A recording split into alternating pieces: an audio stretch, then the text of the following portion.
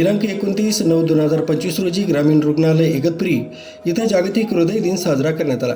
वैद्यकीय अधीक्षक प्रदीप इंगोले यांच्या मार्गदर्शनाखाली रुग्णांना हृदयाचे होणारे आजार, रक्तदाब, मधुमेह, कोलेस्ट्रॉल, स्थूलत्व, धूम्रपान, मद्यपान अशा अनेक घटकांमुळे हृदयरोग आजार होत असतात। यावर उपाययोजना काय करावी तर आहार, नियमित व्यायाम, वजन नियमित चेक करणं, रक्तदाब, मधुमेह नियमित तपासणी आणि वेळोवेळी औषध गोळ्या घेणं, एकूणच सर्वरित्या लोकांना जागतिक हृदयरोग दिनानिमित्त जनजागृती करण्यात आली।